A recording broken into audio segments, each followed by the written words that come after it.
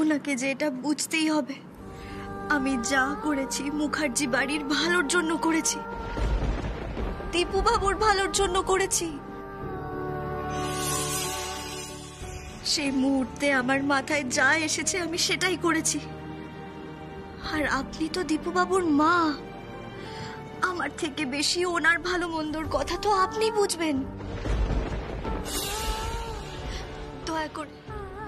দয়া করে আপনি একবার নিজেকে আমার জায়গায় দাঁড় করিয়ে দেখুন। দয়া করে একটিবারের জন্য হলেও ভাবুন, দীপু বাবুর মতো মানুষ হালি শহরের সবার কাছে হাসি ঠাট্টার পাত্র হয়ে উঠছে, ব্যঙ্গের পাত্র হয়ে উঠছে। দীপু বাবুর এই অপমান আপনি সহ্য করতে পারতেন তো?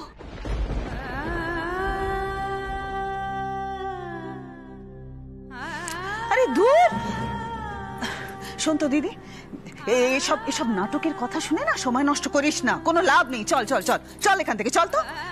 না না, আপনি যাবেন না। দয়া করে আমি আপনার কাছে হাত জোড় করছি, দয়া করে আমার সাথে কথা না বলে আপনি যাবেন না, দয়া করে যাবেন না। তুই চল না রে দিদি, চল এখান থেকে। সেই মুহূর্তে দীপু বাবুর মান সম্মান রক্ষা করার জন্য আমার যা মনে হয়েছে আমি সেটাই করেছি। আর সেটা যদি অন্য কারোর চোখে অন্যায় হয়ে থাকে, তাহলে হ্যাঁ, আমি অন্যায় করেছি।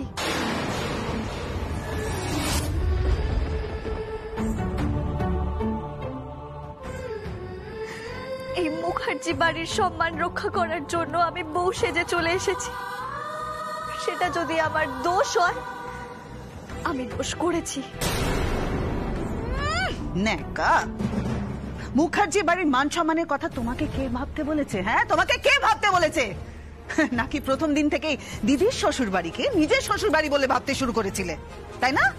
না না, আমি দিদি ভাইয়ের শ্বশুর বাড়িকে নিজের শ্বশুর বাড়ি কোনোদিনই ভাবিনি। কিন্তু বাবা বলতেন, দিদি ভাইয়ের শ্বশুর বাড়ি মানে আমাদের পরম আত্মীয়ের বাড়ি।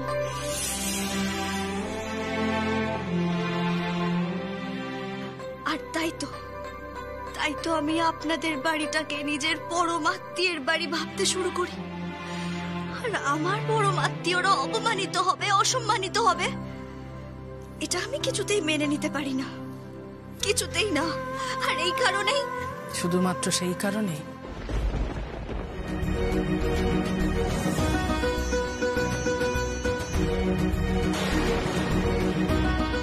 আরো একটা কারণ আছে। আমি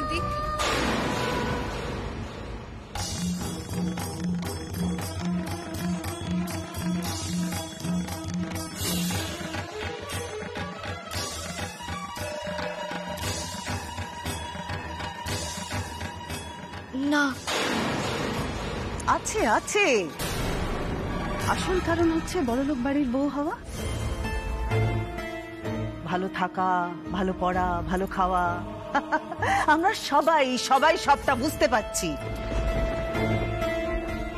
শুধু বেচারা দীপুই বুঝতে পারছে না। সে চিনতে পারছে না তোমার আসল লোভী রূপটা। না না, বিশ্বাস করুন, আমি লোভী নই। আমি যা করেছি মুখার্জি পরিবারের ভালোর জন্য করেছি, দীপু বাবুর ভালোর জন্য করেছি। আমি ওনাকে কিছুতেই অসুখী দেখতে পারবো না। তাই তো আমি এত বড় একটা সিদ্ধান্ত নিয়েছি। ওনার মতো মানুষের ঠকে যাওয়া মানায় না, কষ্ট পাওয়া মানায় না। ওনার কষ্ট যে আমি কিছুতেই সহ্য করতে পারবো না।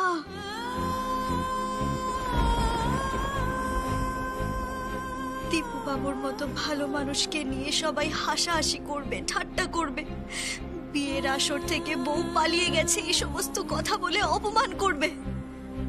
প্রাণ থাকতে আমি এটা হতে দিতে পারি না, কিছুতেই না।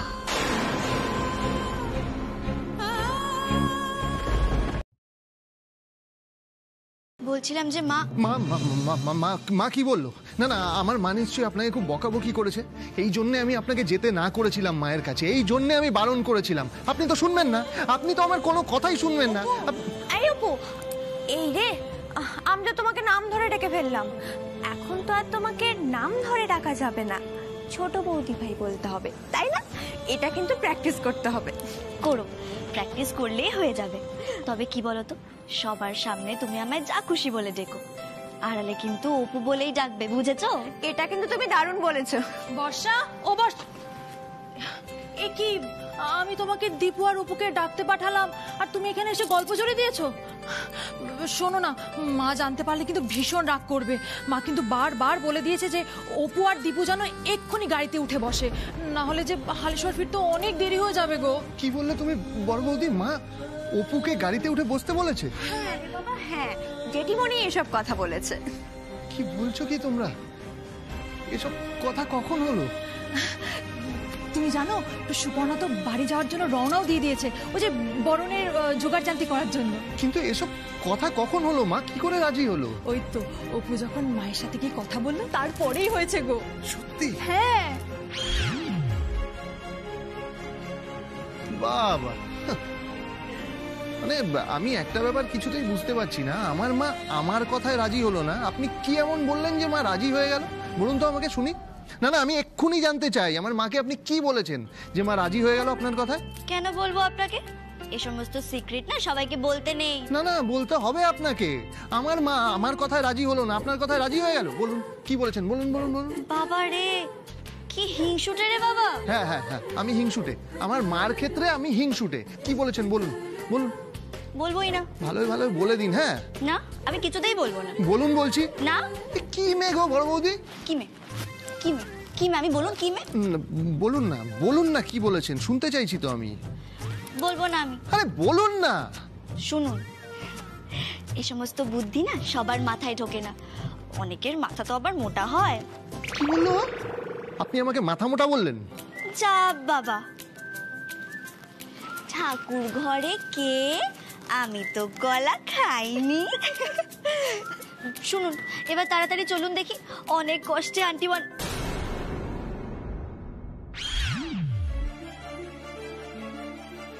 না, মানে অনেক কষ্টে আপনার মা রাজি হয়েছেন আমাকে বাড়িতে তুলতে, বরণ করতে। এরপর যদি আন্টিটুর কথায় ওনার মুড চেঞ্জ হয়ে যায় তখন কি হবে? যদি মুড সুইং করে তখন উনি বলবেন যে না, অপুকে আর বরণ করব না, ঘরে তুলবো না। তখন তো আমায় আপনাদের হালি শহরের সিংহ দরজায় বোকার মতো দাঁড়িয়ে থাকতে হবে, আর খিদের চোটে পেটে ইঁদুর চোচো করবে। তাই এসব কিছু হওয়ার আগে আমি টুক করে আপনাদের ঘরে ঢুকে পড়তে চাই। চলুন চলুন, তাড়াতাড়ি চলুন।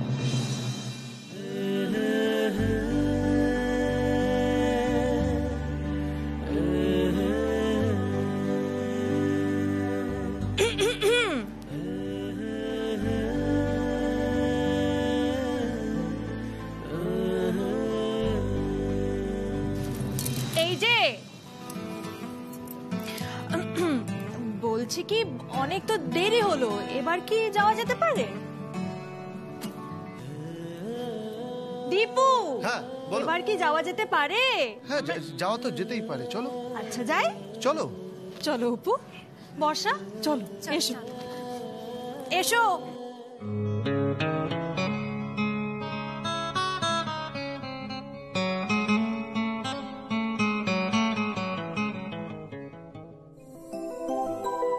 সত্যি অপু, আপনাকে আমি যত দেখছি তত তত অবাক হয়ে যাচ্ছি, তত হতবাক হয়ে যাচ্ছি। শুধু আমার সম্মান বাঁচানোর জন্য আপনি কত বড় আত্মত্যাগের পাথর নিজের বুকে চাপিয়েছেন সেটা আমি জানি অপু।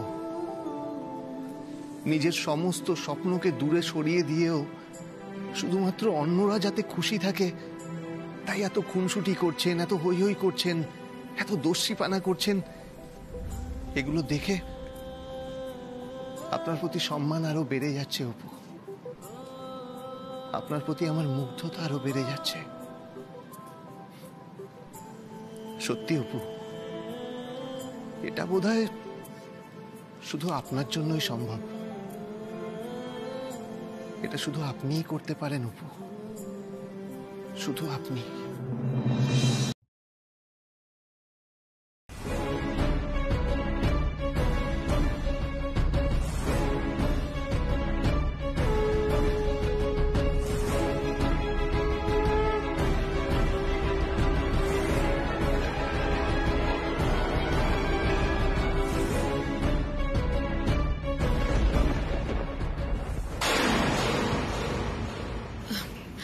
ওই তো মা এসে গেছেন। দিদির থমথমে মুখ দেখেই বোঝা যাচ্ছে যে দিদি আর কিছুতেই এই ধিঙ্গি মেয়েটাকে বরণ করবে না।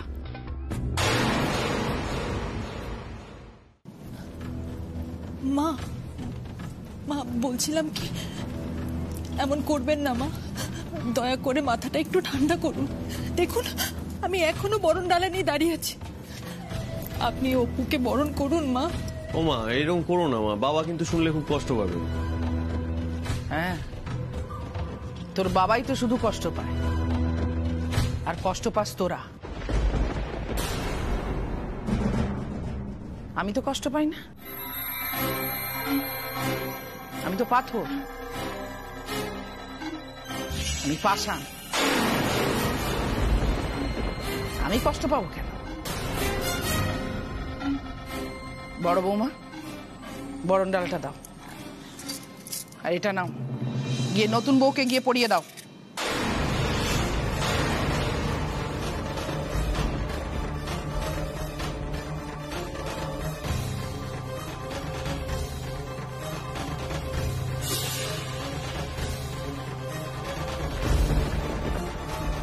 দিদি দিদি এসব তুই কি বলছিস?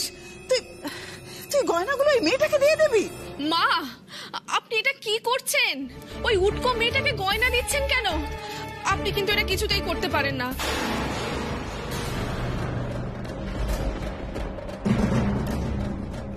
কি হলো বড় বৌমা? বালা জোড়া, কানের দুল আর গলার হারটা গিয়ে নতুন বউকে পরিয়ে দাও, যাও।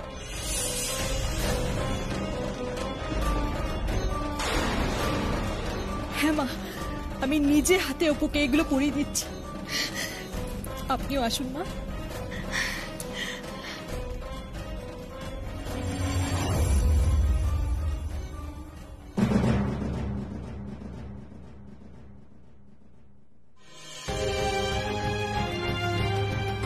মেঘা, এটা ধরো।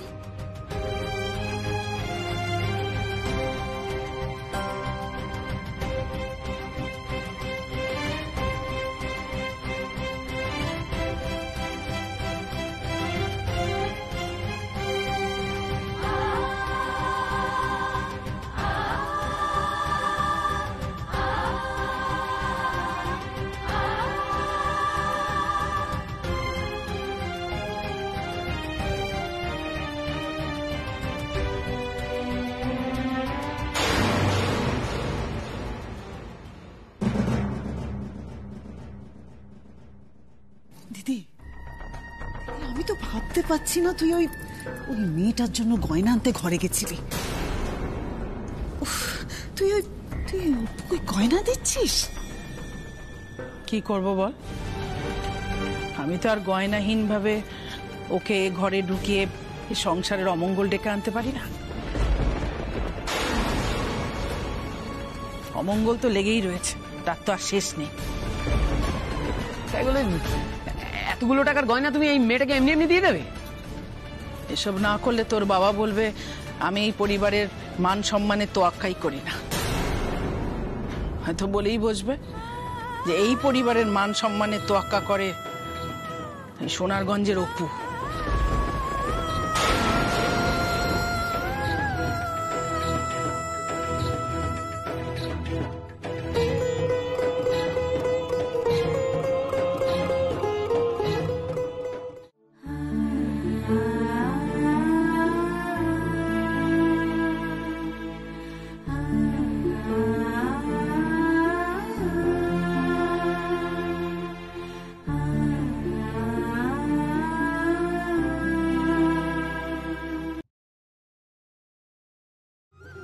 আমি ওদের সবাইকে খুব কষ্ট দিয়ে ফেলেছি গো।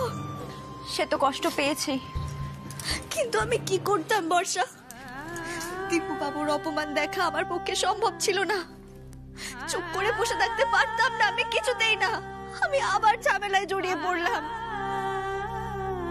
কেঁদো না ছোট বৌদি, তুমি কেঁদো না, তুমি একদম ঠিক কাজ করেছো।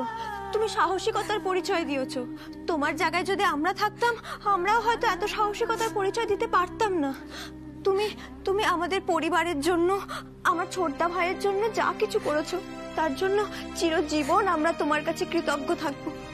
কিন্তু এটা করতে গিয়ে যে আমি আমার মা, বাবা, দাদা ভাই, আমার পরিবারের প্রতি অন্যায় করে ফেলেছি বর্ষা। আর আমার দিদি ভাইটার প্রতিও হয়তো। দিদি ভাই নিশ্চয়ই খুব রেগে আছে আমার ওপর।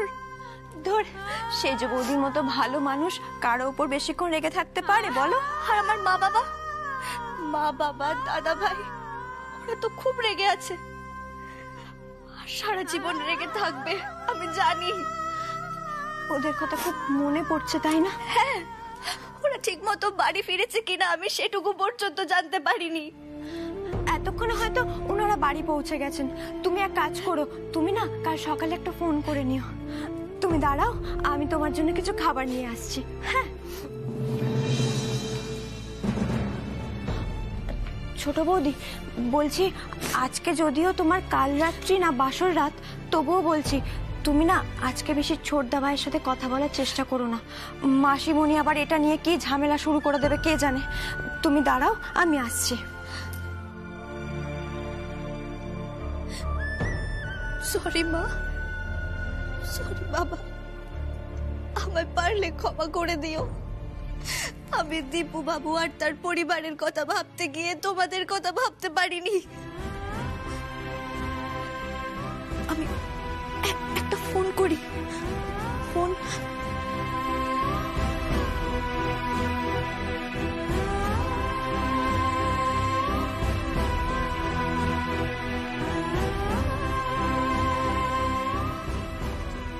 তোমরা তো আমার উপর খুব রেগে আছো, আমার ফোনটা ধরবে তো? ও মা, মাগো, এরম ভাবে কতক্ষণ বসে থাকবে বলো তো? ও মা, মা শোনো না মা, চলো একটু ঘুমাবে, চলো। ও মা চলো না মা, প্লিজ মা চলো না। আমার কিছুতেই ঘুম আসবে না, কিছুতেই না। আমি তোদের বাবার সামনে কি করে মুখ দেখাবো বলতো? আমাকে তো উনি কথা শোনাবেন। মেয়েটাকে মানুষ করতে পারোনি। বাবা কিছু বলবে না মা। বাবা কারোর সাথে কথা বলতে চায় না, একা থাকতে চায়।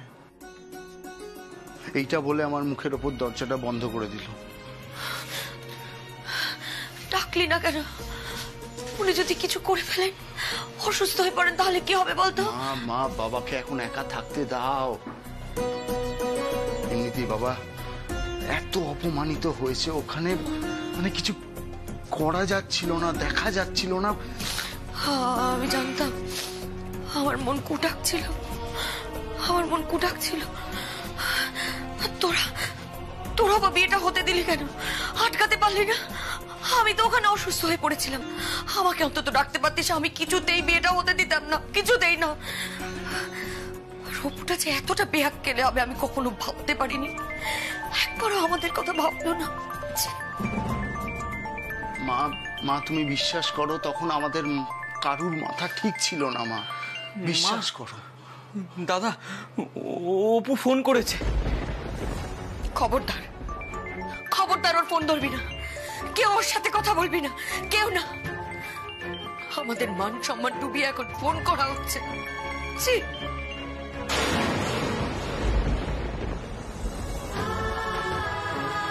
অপু বারবার বলছিল যে ও যা করেছে মুখার্জি পরিবারের ভালোর জন্য করেছে, দীপুর ভালোর জন্য করেছে।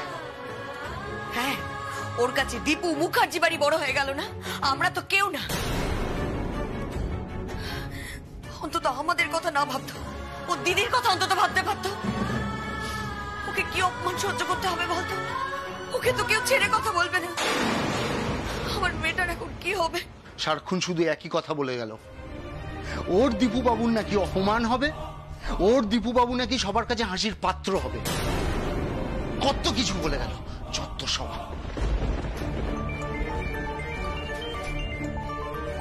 আরে বাবা, দীপুর বিয়ে তো ওর বাড়ির লোকেরা ওর বাড়ি থেকে ঠিক করেছিল। ওর বাড়ির লোকেরা এত কিছু বুঝতে পারে, এইটুকুনি বুঝতে পারলো না যে যার সঙ্গে বিয়ে ঠিক হয়েছে সেই মেয়েটার অন্য কোথাও একটা সম্পর্ক আছে। আর দীপুর কি হলো না হলো তাতে তোর কি?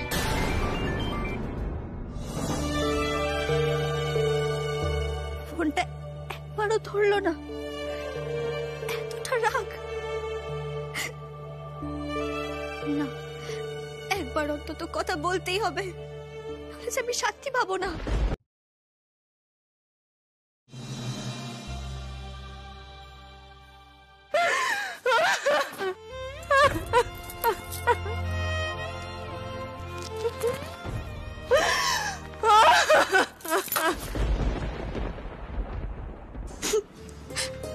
মা, তুমিও আমায় ভুল বুঝলে গো, তুমিও।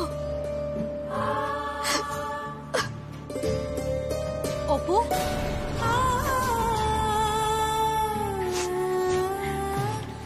অপু দেখো, তোমার জন্য সব নতুন শাড়ি নিয়ে এসেছি, না পছন্দ করে নাও।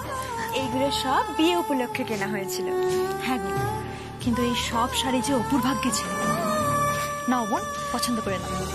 তুমি বেঁচে দাও না বড় বৌদি। দেখি মুখটা দেখি, তাকাও আমার দিকে। এ কি, তোমার চোখে জল কেন? হ্যাঁ, এসো এসো আমার সাথে এসো।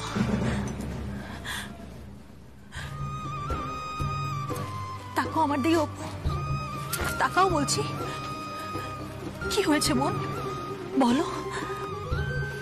আমি তো তোমার দিদিরই মতো, বলো।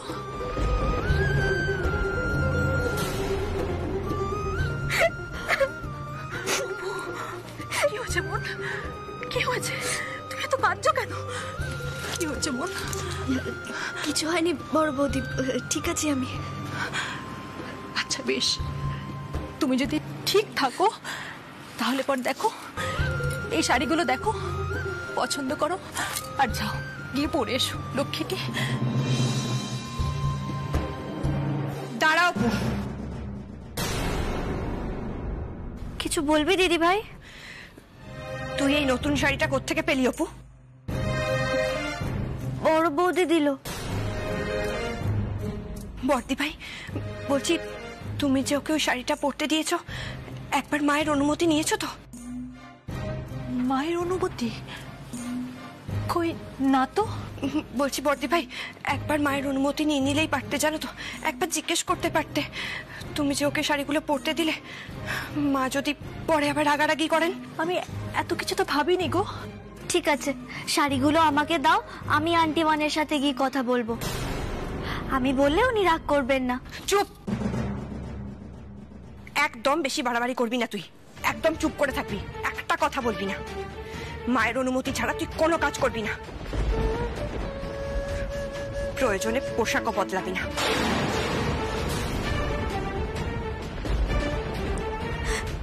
বাবা, এত রেগে আছিস কেন দিদি ভাই? আমার জন্য তোরা কেউ বকা খাবে একদম চাই না। আন্টি মানের সাথে আমি গিয়ে কথা বলবো। বড় বৌদি, তুমি আমার শাড়িগুলো দেবে? আমি আন্টি মানকে দেখিয়ে অনুমতি নিয়ে আসছি। একদম বেশি বাড়াবাড়ি করবি না অপু। আমি তোকে কি বলছি তুই বুঝতে পারছিস না? বর্দি ভাই, বলছি মায়ের ঘরে না এখনো আলো জ্বলছে, জানো তো। মা মনে হয় এখনো ঘুমোয়নি, তাই বলছি এই শাড়িগুলো ওকে দেওয়ার আগে একবার যদি মায়ের সাথে গিয়ে কথা বলতে, এই শাড়িগুলো নিয়ে। যদি উনি আবার পরে রাগারাগি করেন জানতে পারলে, একবার যাও না গো। আচ্ছা বেশ, আমি গিয়ে মায়ের সাথে কথা বলছি।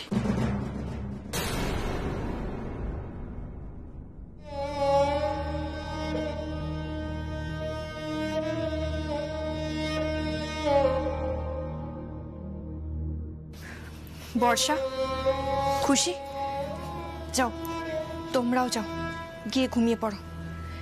এত রাত পর্যন্ত তোমরা অপুর সাথে আছো জানলে তোমরাও কিন্তু বকা খাবে। তোমরা যাও। বেশ ঠিক আছে, গুড নাইট। এই খুশি, চল।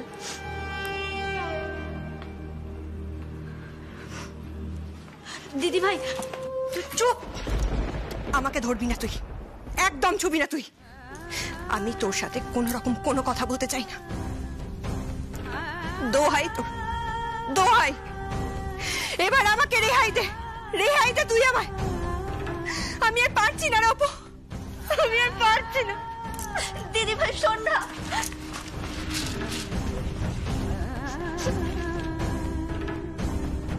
না না, আমি আমার জন্য ওদের কাউকে বকা খেতে দিতে পারি না।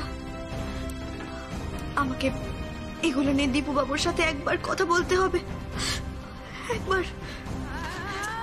কিন্তু এত রাতে কি উনি জেগে আছেন? কি যে করে বুঝতে পারছি না তো।